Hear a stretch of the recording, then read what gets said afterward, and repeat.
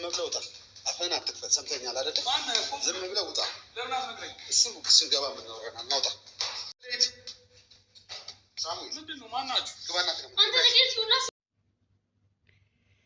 ሰላም ሰላም፣ ጤና ይስጥልኝ ውድና የተከበራችሁ ውድ የሆናችሁ የኔ ቤተሰቦች እንዲና ሰላም ናችሁ? ሰላማችሁ በያላችሁበት የዓለም ዳርቻ ሰላማችሁ ብዙ ትርፍ ይበል እያልኩኝ ዛሬ በአዲስ ነገር ነው የመጣሁት። ዛሬ ኤርሚያስን ነው እየላችሁ የመጣሁት። ኤርሚያስ እንግዲህ ሰሞኑን እያያችሁ ነው የልዑል እህትና አክስትየዋ ልጅ ምን እንደሚሰሩ።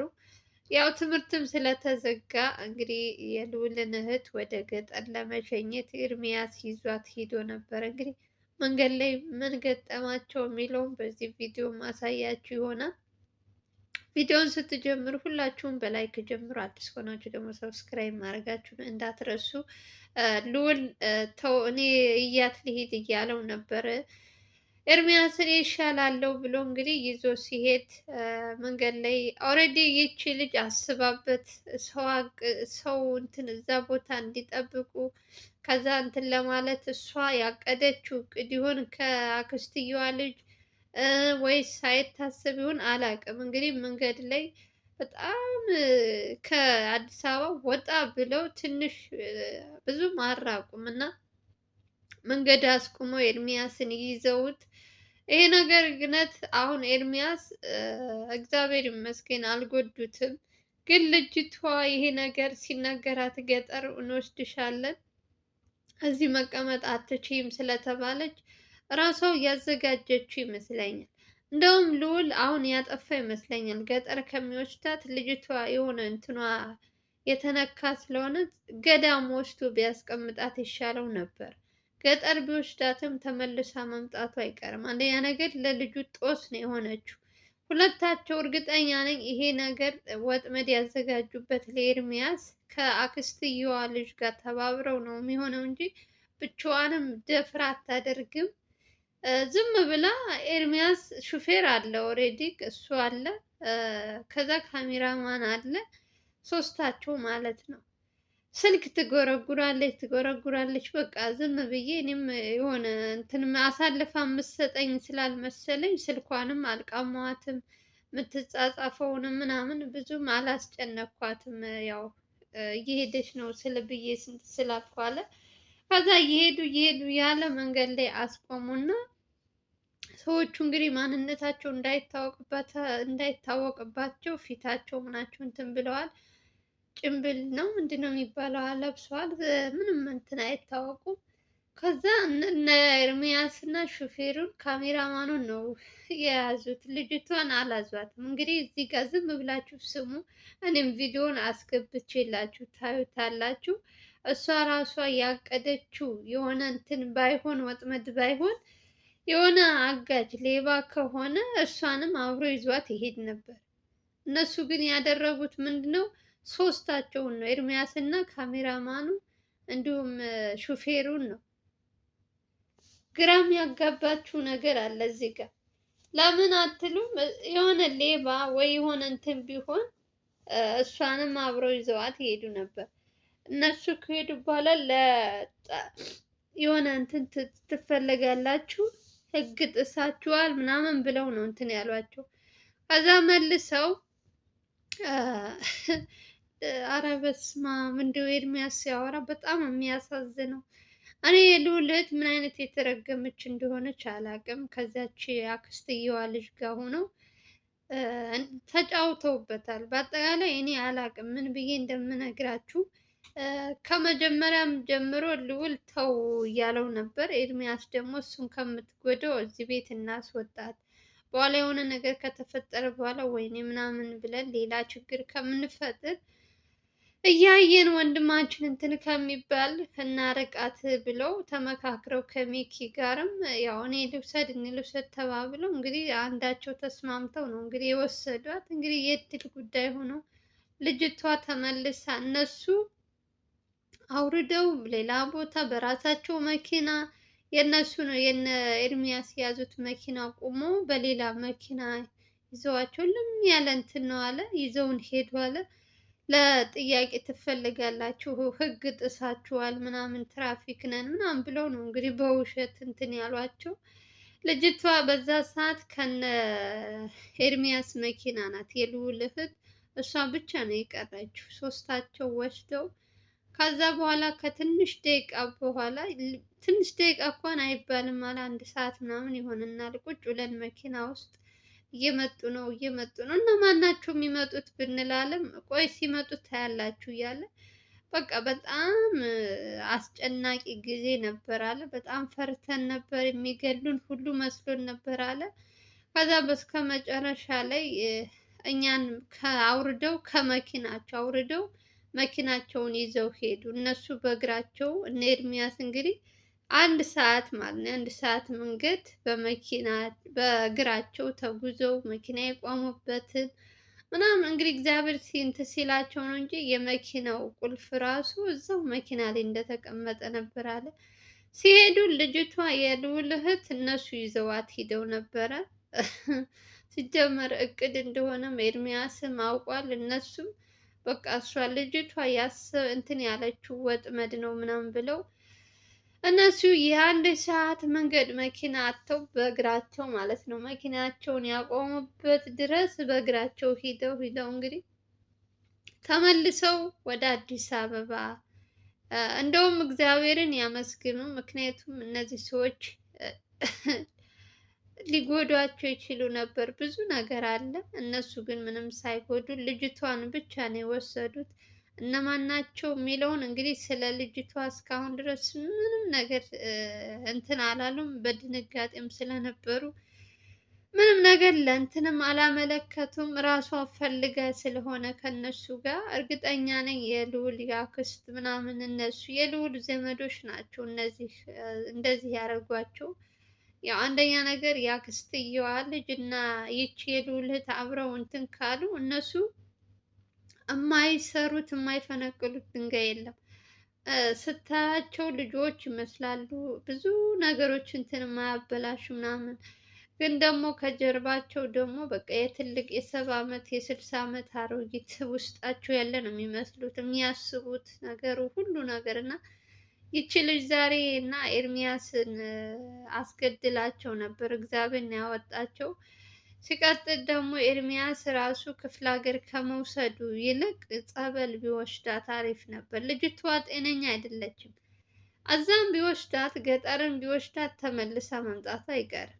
ያለው አማራጭ ምንድነው? አንድ ሰው ከነሱ ወስደው እዛው ቆሞ ቢያንስ ለ7 ቀን ራሱ እንትን ቢሉ አገዳም ቢወስዷት አሪፍ ነው፣ ወደ ራሷ እስከምትመለስ። ይሄ የሆነ ነገር የልዑል አክስት ያስደረገችባት ይመስለኛል እንጂ ሰው በጤናው የሆነ እንትን ቢኖረው እኔ እንደዚህ በእናቱ ላይ በወንድሙ ላይ እንደ እንትን አይነሳም ጤነኛ ብትሆን። ስለዚህ ልጅቷ ራሱን አሁን በፊት እየሰደብኳት ይሄ በጣም እያስጠላችኝ ነበር። አሁን ደግሞ እየቆየው የሆነ እንትኗን ሳያት የሆነ ነገር ተደርጎባት እንደሆነ ሳትፈልግ በግድ እንደሆነ እንደዚህ የምታረገው። ዝም ብላችሁ እዩዋት። በጣም ነው የምታሳዝናችሁ የምትሰራቸው ስራዎች። ከቤትም ቢያባርሯት ተመልሳ ትመጣለች። ባለፈው ከቤት አስወጥተዋት እኮ 15 ቀን ሙሉ ከዚህ ከአክስትየዋ ልጅ ጋር ትሆን እዛ እንደዛ እያሉ ብቻ 15 ቀን ሙሉ እንትን አላለችም ነበር፣ ቤት አልነበረች። እናትየዋም ትውጣልኝ ብላ ስለነበር የልዑል እናት የምታረጋቸው ነገሮች ሁሉ ስላየች ባይ ነው አታስፈልግም ብላ አስወጥታ ምናምን ተመልሳ ደግሞ መጣች። ያው እንግዲህ ስጋሽን ቆርጠሽ አትጥይ፣ እጣት ገማ ተብሎ ምንድነው አይባልም ይባላል። የገዛ እንትንሽን ሕክምና የሚያስፈልገው ከሆነ ማሳከም መንከንትን ማለት እንጂ ወደ ራሷ እንድትመለስ ለልዑል ያላት ፍቅር ለልዑል ያላት ክብር በኤልሳ በፊት ኤልሳ እያለች ታስታውሳላችሁ። እንዴት ስትሆንለት የነበረች ልጅ እኮ ነው። አሁን ነው እኮ የልዑል አክስት ከመጣች ወዲያ ልጅቷን ቅይር ያደረገቻት። አስተሳሰቧን ሁሉ ነገሯን የቀየረቻት የልዑል አክስት ናት እንጂ በፊት ለእናቷ ራሱ እንዴት እንደምትሆንላት እንዳያማት እንዳትናደድ የሆነ በጣም የምታስብ ልጅ፣ በጣም መልካም ልጅ ነበረች። አሁን መጥፎ ጓደኛ መጥፎ ያደርጋል። ከዚሽ ከአክስትየዋ ልጅ ጋር መገናኘት ስትጀምር፣ ከአክስትየዋ ጋር መደዋወል መገናኘት ስትጀምር የራሷንም ህይወት ብልሽት አድርጋባት ትምህርቷን በስርዓት እንዳትማር ከትምህርት ቤት ከምትሄደው ይልቅ የምትቀርበት ነው የሚበልጠው። ስንት ቀን እነ ኤርሚያስ ውጭ ላይ ሲያገኟት ሪፎርም ለብሳ የምትሄደው ሌላ ነው፣ የምትሰራው ሌላ ነው እና የሆነ ነገር ስላስደረገችባት በእሷ ላይ መፍረድም አንችልም። ያለችበት ሁኔታ ያሳዝናል። የእውነት ሴት ናችሁ በሴት መፍረድ ከባድ ነው። እኔ ዛሬ የተናደድኩት ለምን መኪና አስቁመው እነ ኤርሚያስን እንደዚህ ያ ሁሉ መንገድ እንደው ባይጎዷቸው ራሱ አሰቃይተዋቸዋል። በጣም ተሰቃይተዋል። አንድ ሰዓት ቀላል አይደለም። ያው ወንድ ስለሆኑ ነው እንጂ በጣም ከባድ። በዛ ላይ ስንት ሰዓት ሙሉ ቁጭ አድርገው እዛ እንትን ላይ ልጅቷ አላቅም። በጣም ከባድ ነው። ልዑልም ሲሰማ እንግዲህ ያው ነግሬህ ነበረ፣ እሷ ገጠር አትውሰዳት ብዬህ ነበረ። ያው እንግዲህ ምናምን አለ። እንግዲህ ከማን ጋር ነው ማን የወሰዳት የሚለውን የልዑል ሰዎች እየተከታተሉ ነው።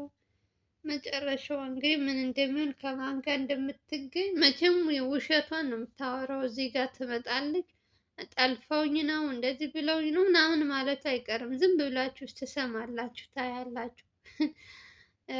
ሁልጊዜ በውሸት እያለቀሰች ነው ልዑልን የምታሳምነው። አሁንም ተጠልፌ ወስደውኝ ነው ማላቃቸው ሰዎች ማለቱ አይቀርም። ግን እነ ኤርሚያስ ስላወቁባት እነሱን ሲወስዱ እሷን መኪና ውስጥ ቁጭ አድርገዋት ምንም ነገር ሳይነኳት ራሷ ያሰበችው ራሷ ያቀደችው ወጥመድ ስለሆነ አውቀውባታል። ብትዋሽ ራሱ ምንም እንትን የሚያሳማኝ ነገር የላት። እግዚአብሔር ይመስገን እነ ኤርሚያስ ስላልተጎዱ። ምንም እንኳን በእግራቸው ያ ሁሉ ነገር እንትን ቢያደርጉም እንግዲህ ግን ተመልሰው ወደ አዲስ አበባ መጥተዋል ማለት ነው። በጣም ነው እንትን ያለኝ ያሳዘኑኝ። የእውነት ሰው በዚህ ልክ ሲከፋባችሁ ግን ኧረ በስመ አብ። እኔ ሴትየዋ ከልዑል ምን እንደምትፈልግ ይኸው ብዙ ነገሮችን እየሰማችሁ ነው እንግዲህ አዳዲስ ልዑል ያልሰማው ያላየው ነገር የተደበቁ ጉዶች እየወጡ ነው። ስለ አክስትየዋ በተለይ በሱ ቤተሰቦች የተባሉት ይህ ሁሉ ነገር ደብቃ አሁንም ከልዑል ጋር ለማሳመን ዙሪያ ጥምጥም እያለች ነው። መጨረሻዋን እንግዲህ አብራችሁ ታያላችሁ። እድሜ ይስጠን። አንዳንድ ጊዜ ሰዎች ለእናንተ ብለው በጣም ብዙ መስዋዕት እየከፈሉላችሁ እናንተ ደግሞ የሆነ ውለታ ቢስ የሚሆን ሰው የለም። ይቺ አክስት ባለፈው ታማ ሳለ ቢያንስ እንዳትሞት ሕክምና የሚያስፈልጋት ከሆነ እኔ መከታተሌን አቆማለሁ፣ በስነ ስርዓት ትታከም፣ ጥያቄ የምትጠይቅ የምትመልስልኝ መልስ እፈልጋለሁ ምናምን ብሎ ልዑል ግን ክፉ አይደለም እንደሷ ብዙም አያስጨን። ልጆቿን ራሱ እንደዛ በውሸት እያለቀሰች መታ ብዙ ነገር ሲያግዛቸው ነበር። እነሱ ግን ከጀርባ እየመጡ ደግሞ ይወጉታል። በጣም ለልዑል ለቤተሰቦቹ ያለው ክብር በጣም ነው የሚገርመው። አሁን እህቱን ምን እንዳስነካችበት አላውቅም እንጂ ልዑል አይደለም ለቤተሰብ ለባዳ ራሱ በጣም ተጎድቶ የሆነ ነገር ሲያገኝ ቤት ተከራይቶ የሚያስፈልገውን ነገር አሟልቶ ምን ብሎ በጣም ብዙ ነገሮች እና የዚህ ልጅ ደግሞ ትንሽ አሁን ላይ ያሉበት ሁኔታ ደግሞ ትንሽ ከባድ ነው። የዚች አሁን ደግሞ ትልቅ ከባድ ያደረገበት ማን ነው? ሁለታቸው ጥምር ሆነው አንድ ላይ ሆነው ምስጢራቸው ምናቸው በቃ እርስ በርሳቸው ሰውን እንትን ለማለት የሚሰሩት ስራ የእነሱ ነገር ደግሞ በጣም ከበደ። እንዴት አድርጋችሁ ሰውን የገዛ እንትናችሁን እንትን አሳልፋችሁ ለእንትን አሰጡ? ትመክራላችሁ የሚመለስ ከሆነ እቺ ደግሞ እየባሰባት ድንጋይ እየሆነች ነው የመጣችው። የአክስቱና የልዑል እህት አስጠንቅቋታል ልጅቷን። እኔ ከዞርኩብሽ አሳልፌ ለህግ እሰጥሻለሁ፣ የሆነ ትልቅ እንትን ላገኝብሽ ምናምን ብሎ ልዑልም እንትን አላት። እሷ ግን አይጨክንብኝም ብላ መሰለኝ አሁንም ውሸቷን አሁንም በሐሰት እየተማለች እያለቀሰች በውሸት እያሳመነች ቀጥላለች ውሸቷን። ኤርሚያስ ግን አሳዘነኝ በጣም የእውነት በጣም ነው ያሳዘነኝ። ምንም በማያውቀው እየተሰቃየ ምስኪን። እሺ ዛሬ አሁን እንደዛ ነገር ሲገጥማቸው አግተዋቸው ቢሆንስ እነ ኤርሚያስን ሶስቱን? እንግዲህ እነሱ ብዙ ናቸው፣ ለመከላከል እንኳን አትችሉም። ደግሞ የውሸት ፎርጂክ ሽውጥ ይሁን እውነተኛ ይሁን አላውቅም፣ ማስፈራሪያ ይዘው ነው የሚንቀሳቀሱ እነዚያ ሰዎች። እንዴት አድርጋችሁ ከእነሱ ጋር ትጋፈጣላችሁ? ለማንኛውም እስኪ ያዚያችን ጉደኛ ሴት እንግዲህ እነሱም የሚሉትን እንሰማለን። የዛሬው ቪዲዮን ይመስላል። እነ ኤርሚያስ እንግዲህ የገጠማቸው ገጠመኝ። በሌላ ቪዲዮ ደግሞ አዲስ ነገር እየላችሁ እመጣለሁ። ሰላም ፍቅር እንመኝላችኋለን። ባላችሁበት ሰላማችሁ ይብዛልኝ። ቪዲዮውን ስትጀምሩ ላይክ እያደረጋችሁ ጀምሮ ባይ